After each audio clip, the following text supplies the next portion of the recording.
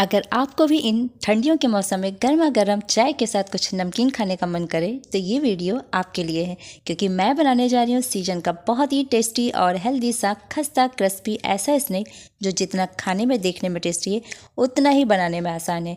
ताज़ा हरी मटर का क्रिस्पी स्नैक है जो 2 से 3 महीने तक आप इसको स्टोर भी कर सकते हैं। तो हेलो दोस्तों, नमस्कार, मैं रितु और आज रितु की रसोई में आपका बहुत स्वागत है। तो आज रितु की रसोई में हम बनाने जा रहे हैं super healthy super tasty healthy सा पालक की मठरी। इसके पहले मैंने स्टार्टिंग में आपसे कह दिया था मटर नहीं, ये पालक है। दोस्तों, कभी कभी जल्दी जल्दी में हम बोलते कुछ हैं और निकल जाता है कुछ, तो इसके लिए मैं माफ़ी चाहती हूँ। और जैसा आप देख पा रहे होंगे पालक की मठरी बहुत ही क्रिस्पी बहुत ही खस्ता है ये, और इसे बनाने के लिए बहुत ज़्यादा टाइम की ज़रूरत नहीं होती है। आप इसे घर में रखी हुई आसान सी चीज़ों से बना सकते हैं। और वैसे भी ये ठंडियों के मौसम में ना जो पालक होती है काफ़ी ताज़ी और काफ़ी हरी मार्केट में आने लगती है। तो इसी पालक से हम आपको बताने जा रहे हैं मठरी पालक की। तो इस पालक की मठरी को बनाने के लिए आइए मैं आपको बताती हूँ कि हमें किन किन चीज़ों की आवश्यकता होगी। तो पालक की मठरी बनाने के लिए सबसे पहले आप जैसा देख पा रहे होंगे मैंने पाव भर के करीब में पालक ले लिया है, और पालक को मैंने अच्छे से वॉश कर लिया था इसके पत्तों को, और उसके बाद मैंने इसको बारीक सा काट लिया था। और बारीक काटने के बाद मैंने एक फ्राई पैन कढ़ाई ले ली है, और कढ़ाई में मैंने थोड़ा सा घी डाल दिया, 1 चम्मच करीब मैंने घी डाल दिया। और घी जब अच्छे से मेल्ट हो जाता है तब हम इसमें डाल देंगे पालक के पत्तों को। तो ये जैसा आप देख पा रहे होंगे पालक के पत्तों को हम इसमें डाल देंगे, और इसके बाद पालक के पत्तों को हमें तब तक इसको चलाते रहना है, यानी कि गैस पे रखना है जब तक कि इसके पत्तों का जो पानी है वो अच्छी तरह से सूख ना जाए। हमें इसको पकाना नहीं है, ना ही हमें इसको बहुत जलाना है या भूनना है। इसका केवल पानी निकलने तक ही हमें कढ़ाई में रखना है। और घी का इस्तेमाल मैंने इसलिए किया है क्योंकि घी से क्या होता है ना, मठरी में बहुत अच्छा सा टेस्ट और फ्लेवर आ जाता है। आप चाहे तो रिफाइंड ऑयल का भी इस्तेमाल कर सकते हैं। और इसके बाद हम लेंगे 1 कटोरी मैंने गेहूं का आटा लिया है, और 1 कटोरी मैंने मैदा का इस्तेमाल किया है। और इसमें हम डालेंगे, जो आप दोनों कटोरी देख पा रहे होंगे इसी कटोरी के नाप से मैंने आधा कटोरी के करीब में मैंने सूजी ले लिया। आप सूजी की जगह चाहे तो जो राइस का आटा होता है यानी चावल का आटा होता है उसका भी इस्तेमाल कर सकते हैं। इसकी जो क्वांटिटी है उसका जो मेज़रमेंट है इसका आपको ध्यान रखना होगा। आप चाहे तो जैसे कि यदि मैदा नहीं भी डालना चाहते हैं इसमें, तो आप केवल गेहूं के आटे का भी इस्तेमाल कर सकते हैं। और यदि गेहूं के आटे का इस्तेमाल नहीं करना चाहते हैं तो आप केवल मैदे से भी इसको बना सकते हैं। जो मठरी है आपकी काफ़ी टेस्टी बनेगी, काफ़ी स्वादिष्ट भी बनती है। इससे कोई फ़र्क नहीं पड़ेगा कि आपने गेहूं के आटे का इस्तेमाल किया है या फिर मैदे का इस्तेमाल किया है। तो मैंने दोनों चीज़ों को 1-1 कटोरी लिया है। अब इसको मैंने एक थाली में रख लिया है। इसका डो तैयार करेंगे हम। और सबसे पहले मैंने इसमें गेहूं के आटे को डाल दिया था, उसके बाद मैंने मैदे को लिया था, और उसके बाद मैंने सूजी को डाल दिया था इसमें। और सूजी को डालने के बाद इसमें देखिए मैंने देखा 2 से 3 चम्मच मैंने सफ़ेद जो तेल होते हैं ना उसका भी इस्तेमाल किया है। और अब इसमें हम थोड़े से मसाले का इस्तेमाल करेंगे। तो मसाले में मैंने नमक डाला है, काला नमक डाला है, उसके बाद मैंने जीरा पाउडर डाला है, और मैंने काली मिर्च पाउडर डाला है, और इसमें थोड़ा सा मैंने चटपटा चाट का मसाला भी डाल दिया है। और कलर के लिए हम आधा चुटकी इसमें हल्दी का इस्तेमाल करेंगे। और इसमें मैंने थोड़ा सा अजवाइन डाल दिया है। अजवाइन को थोड़ा सा आप क्रश करके डालेंगे तो बहुत अच्छा सा फ्लेवर आएगा इसका। और ये देखिए सारी चीज़ों को हम अच्छे से मिलाकर मिक्स कर लेंगे। और इसमें थोड़ा सा मैंने सादा नमक भी डाला है, और आप चाहे तो केवल 1 नमक का भी इस्तेमाल कर सकते हैं। मैंने दोनों डाला है। काला नमक से थोड़ा टेस्ट बहुत अच्छा आता है। और उसके बाद इसके मोइन के लिए हम इस्तेमाल करेंगे घी का इस्तेमाल किया है मैंने 2 से 3 चम्मच मैंने घी का इस्तेमाल किया है। इसकी क्वांटिटी को आप चाहे तो बढ़ा भी सकते हैं। यदि आपको बहुत ज़्यादा खस्तापन चाहिए तो इसमें तेल की मात्रा आप रिफाइंड, जैसे घी मैंने डाला है, आप चाहे तो इसकी जगह पर रिफाइंड ऑयल का भी इस्तेमाल कर सकते हैं। मोइन बहुत अच्छा पड़ेगा दोनों ही चीज़ों से। और ये देखिए, तो अब सभी चीज़ों को अच्छे से मिक्स कर लेंगे। और अच्छे से देखिए मोयम पड़ चुका है। हाथ में लड्डू बनाकर मैंने जैसे आपको दिखाया, तो इसका ये निशानी होती है कि ये अच्छे से मोयम आटे में पड़ चुका है। और अब देखिए ये जैसा आप देख पा रहे होंगे पालक को मैंने गैस से उतार और इसको ठंडा कर लिया था। ठंडा करने के बाद अब हम इसमें डाल देंगे पालक के पत्तों को। तो इस तरह से इसको भी डाल के अच्छे से मिक्स कर लेंगे, यानी एक एक जो आटा है उसके एक एक कोने में जो पालक के पत्ते हैं उसका फ्लेवर और उसका टेस्ट चला जाना चाहिए। और अब हम पानी ले लेंगे और पानी से इसका डो तैयार करेंगे।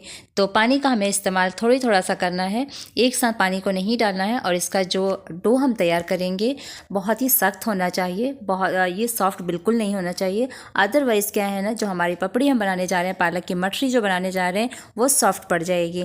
तो ये जैसा आप देख पा रहे होंगे, अब ये डो अच्छे से तैयार हो चुका है और देखने में आपको इसका टेक्स्चर पता चल पा रहा होगा कि ये बिल्कुल भी सॉफ्ट नहीं है, हार्ड हमने बनाया है इसको, क्योंकि हमें इसको स्टोर करके भी रखना है। तो अब इसको 10 मिनट के लिए रेस्ट के लिए रख देंगे और अच्छे से ये जब सभी चीज़ें एक साथ मिक्स हो जाएंगी, इसका पालक का जो फ्लेवर और जो टेस्ट आता है ना, वो आटे में अच्छे से, मतलब डो में बहुत अच्छे से मिक्स हो चुका है।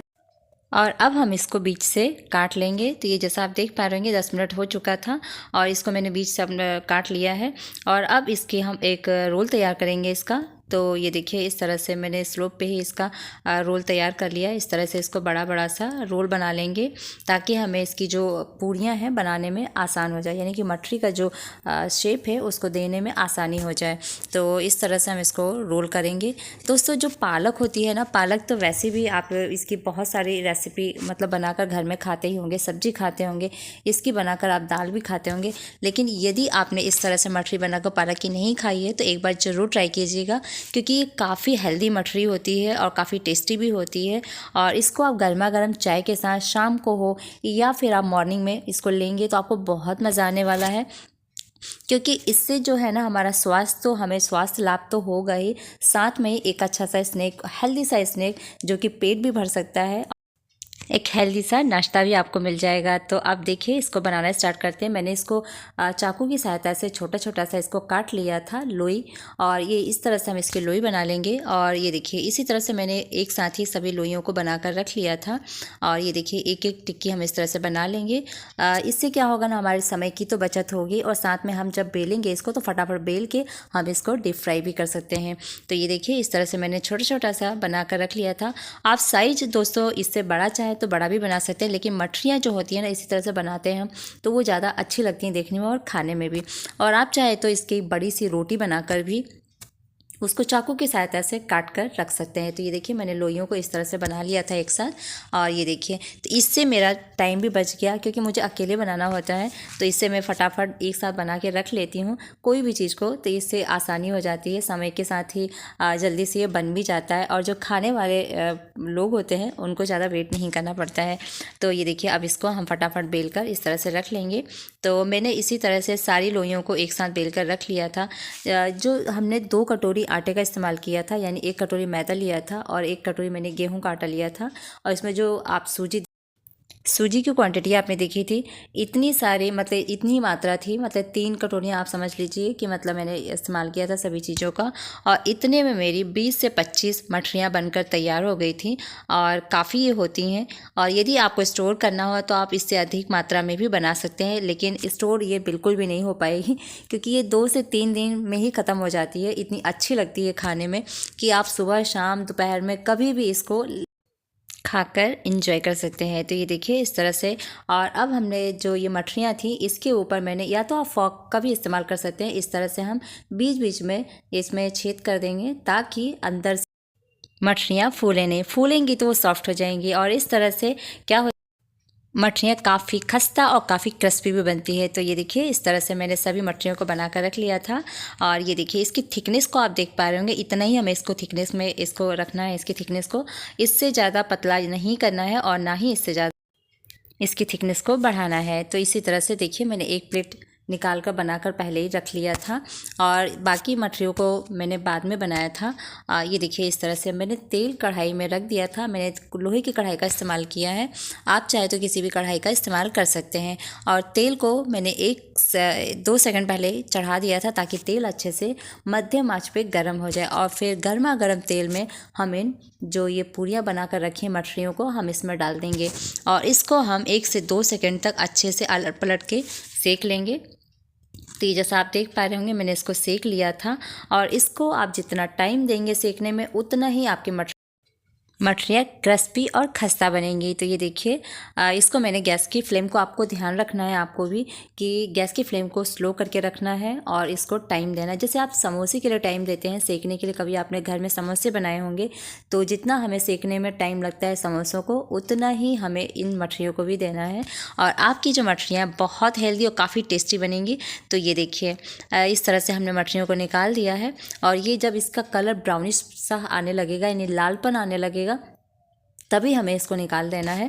और ये देखिए हमारी मठरियाँ बनकर तैयार हो चुकी हैं, रेडी हो चुकी हैं। और इसी तरह से मैंने 1 बाय 1 करके सारी मठरियों को सेक लिया था और सेकने के बाद इस तरह से मैंने निकाल लिया था। इसका आप कलर देख पा रहे होंगे, इसका टेक्स्चर देख पा रहे होंगे, बिल्कुल जो आप मार्केट में मेथी की मठरियाँ खाते होंगे उसी तरह से ये मठरियाँ बनकर रेडी हुई हैं। और काफ़ी अमेजिंग सा इसका स्वाद भी लगा दोस्तों। जब मैंने इसको घर में खिलाया सभी को बनाकर और ख़ुद भी खाया था तो काफ़ी इसका जो हमने मसालों का इस्तेमाल किया था ना, काफ़ी टेस्टी लगा था। और एक चीज़ मैं आपको बताना चाहती हूँ कि इसमें आपको थोड़ा सा खट्टा मीठा का फ्लेवर चाहिए तो आप इसमें जो गुड़ का पानी होता है उसको आप इसमें डाल सकते हैं, हल्का सा, बहुत ज़्यादा नहीं डालना है।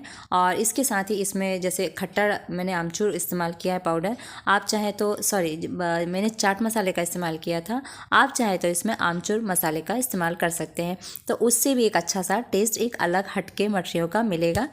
इस तरह से भी आप इसको बना सकते हैं। तो ये मठरियाँ बहुत ही टेस्टी हैं और काफ़ी हेल्दी भी हैं, क्योंकि पालक में वैसे भी भरपूर मात्रा में आयरन होता है।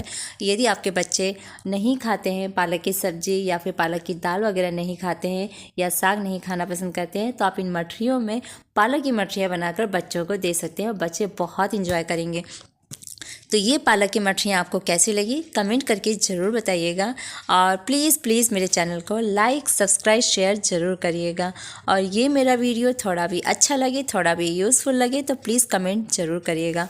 और कोई भी सजेशन हो, कोई भी सलाह हो तो प्लीज़ कमेंट करके ज़रूर बताइएगा। तो आप इन मठरियों का जैसा आप टेक्सचर दे पा रहे होंगे दोस्तों, काफ़ी अमेजिंग सा इसका टेक्सचर है। इसका स्वाद भी आपको लगेगा जब आप इसको घर में बनाकर खाएंगे। तो ये मठरियाँ आप ज़रूर अपने घर में ट्राई कीजिएगा, खुद भी खाइएगा और सभी मेंबर्स को भी खिलाइएगा। Thank you.